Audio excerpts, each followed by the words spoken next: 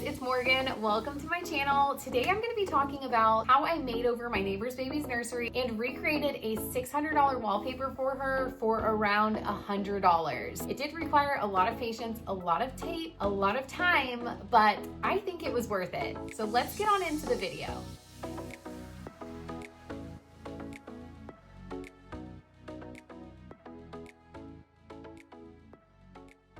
So we moved into this neighborhood at the beginning of the year, and if you didn't know, I film videos and I upload them on the internet, and sometimes I'm filming outside of my house and you can kind of see where I live, which maybe is not the smartest thing, because my neighbor, she actually reached out to me and she was like, hey, I think I'm your neighbor. I think I've seen my house in the background of your videos. And I was like, okay. So she shared her house number and I was like, yeah, you're my neighbor. She's like, I have a little boy. I think you have a daughter. We literally live across the street from each other. Like, let's be friends. And I was like, okay. And I usually don't meet up with strangers on the internet, but I was like, she seems nice. I stalked her Instagram a little bit and we ended up meeting up. And for the last couple of months, we've been hanging out several times a week. Our kids are like best friends. It's so, so cute. And she has wanted to make over her son's nursery like since I met her. She's like, oh my gosh, I want to paint in here. I want to do wallpaper. Like, I need to do something because we live in a new construction neighborhood and all of the walls are just like stark white. It's so boring, but it's like also you have like a million options. You know, like if there was already a wall painted somewhere that you were like working with, then it kind of limits your options and you don't have as many choices and it's not as overwhelming to make decisions about things you want to change, if that makes sense. But like the room was just like blank white and she was like starting from square one with his room, but she ended up finding a wallpaper that she really liked and his name is Jet for backstory. And the wallpaper is vintage inspired. It has pinstripes and little vintage airplanes. It's like so perfect for his name, so perfect for his room, but it was $600. And she was like, I just can't, like I cannot afford to spend $600 on his wall. And I was like, I can paint stripes.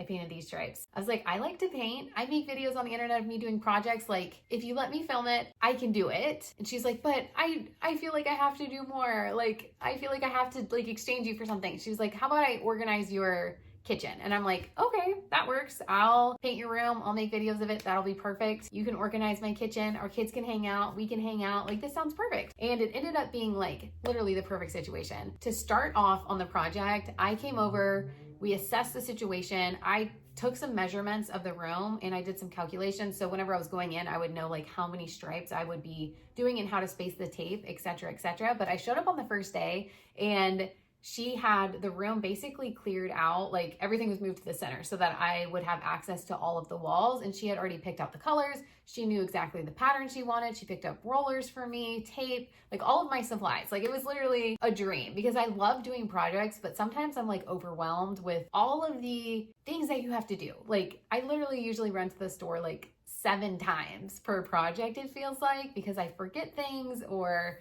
I don't know exactly what color I want or have to do samples. It's just a lot. But she did like all of the forward thinking, which was like literally the nicest thing. And it made it so, so easy on me. I just had to show up and do the work. So she had the room completely cleared out. And on that first day, I painted 3 of the walls. The color that she picked was Maiden Mist, which is like kind of a slate gray blue color. I feel like it pulls really gray in the video, but in real life, in certain lighting, it does pull kind of blue, and it was a really pretty color. And the rooms in our houses are kind of small, and it was funny because she had sent like the swatches. She was sending it back to her mom and her dad, and she was like, what do y'all think? And her dad's like, it's gonna make the room look like so small. Like that room, like the color is so dark and the room is so little. So they were kind of nervous about that. And she was kind of like nervous about it also, but I was like, no, like it's gonna be totally fine. It's gonna be way better than the stark white. Like the room is as big as the room is, and the color really isn't that dark, but compared to just plain white walls, like any color is gonna look so dark. But once I got the 3 walls painted, I was like, no, this literally looks so good. It was the perfect color. And then on the 3rd wall, underneath where I'm gonna end up painting the stripes, I did the color, it was called Delicate White. And she picked up all of these colors from Home Depot. Delicate White and Maiden Mist were the 2 colors that we painted. And I let those dry completely overnight. I ended up doing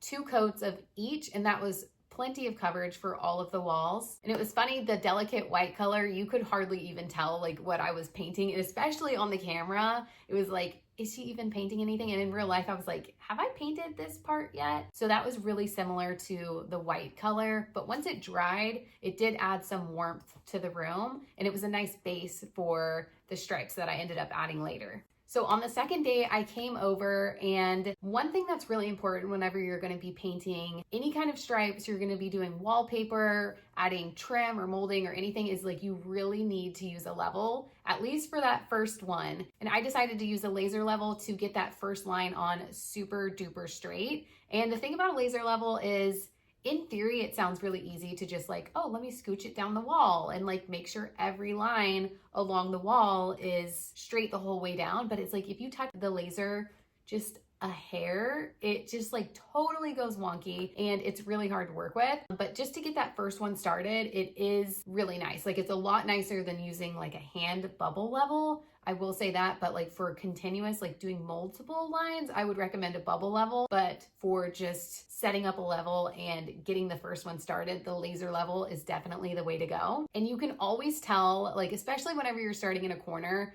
like your walls are never going to be straight. So if you were to just try and line up that first line like in the corner of your wall, the whole thing would be totally crooked. So whenever I set up the level, it was like you could tell the bottom of the wall was like meeting up with the level, and then it like went curved away. But once you start painting, if you get the line straight, it's like it'll form an optical illusion.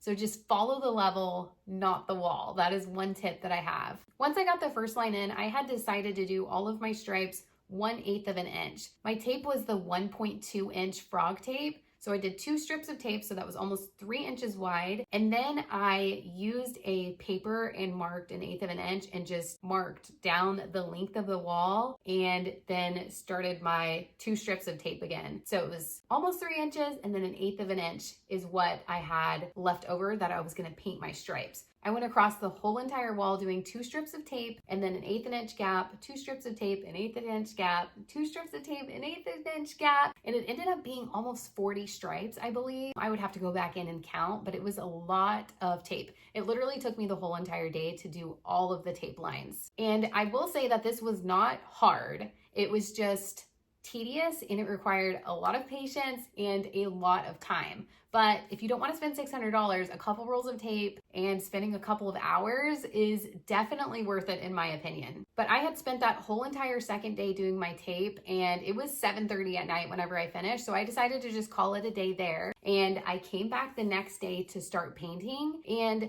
our walls have something called a skip trowel texture. So they're not like super duper bumpy, but there are bumps. So like you definitely want to make sure your tape is really secured to the wall, and you paint with the base wall color over the top of the tape before you go in with your stripe color. So since I had initially painted the wall delicate white, I went over all of my tape with delicate white, and I let that dry for several hours before going in with Maiden Mist. So the stripes, we painted the exact same color as the 3 other walls in the room. At first, I tried to go in with a paint roller and do all of the stripes, but there were places where I had done my 2 strips of tape where there was like little tiny cracks. And I was like, if I just go at this with a roller, then there's gonna be mess ups everywhere. So I went at it with a little paintbrush, and that was a lot quicker because then I could just go down the whole vertical section of stripes, and I didn't have to worry necessarily about any paint getting in places I didn't want it to, like what was happening with the roller. I would definitely say that a paintbrush is a lot quicker for filling in stripes that are like super duper tiny. And I ended up doing 2 coats of the Maiden Mist color before peeling back the tape. And that's another tip. Whenever you're painting stripes like this, you want to peel the tape whenever your paint is still wet. Because if it's dried, it like adheres to the tape, and then you start peeling and you risk peeling more paint off. So whenever the paint was still wet, I went at it and I just started peeling tape. And I will say it never gets any less scary to peel tape on any kind of project like this. You can prepare all that you want and you're like, this is gonna be so good, but it can all just go downhill really, really, really fast whenever you're peeling that tape off. So you just want to peel it slowly at a 45-degree angle, like kind of to the side, and just cross your fingers that it's all gonna work out. But if you've done all the prep, then it all should be good. And thankfully, it turned out really good for me. I was so impressed with how the tape held up and like how much it resembled the original pinstripe wallpaper. I was like, this was so worth it. Like literally, it was like so satisfying to peel that tape off. The wall was around 10 feet by 9 feet tall, and I ended up using 4 rolls of tape for that wall. Plus I had taped off the window and the door whenever I was painting the Maiden Mist, but really 4 rolls of frog tape. You can buy a set of 3 for around $25. So that was not too shabby. So at this point, we're on day 4, and I had let the pinstripes dry overnight.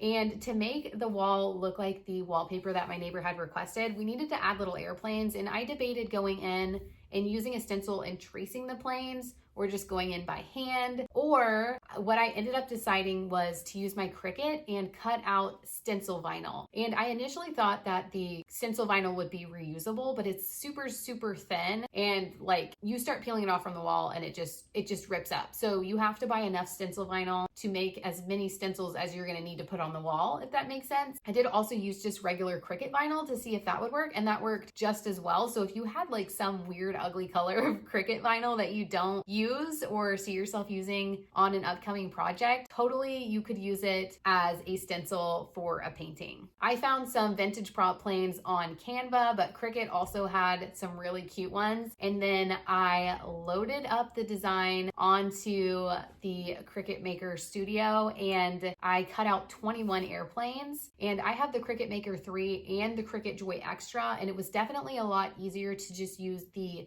smart vinyl on the Cricut Maker 3, because you can just run like a huge strip of vinyl through the Cricut, versus the Joy Extra, you can't do the smart vinyl. Yeah, I don't think you can use the smart vinyl on it, or the smart vinyl is smaller, and I couldn't stack my planes quite the way that I needed to. So it was definitely a lot nicer to have the bigger machine for a project like this, where you wanted to just cut and cut and cut and cut. And I had just brought my Cricut over to my neighbor's house, and we kind of just had like an assembly line going where I would put the stencil on the wall and she would be in the kitchen peeling the next stencil and having it ready on the transfer tape for me to put it on the wall.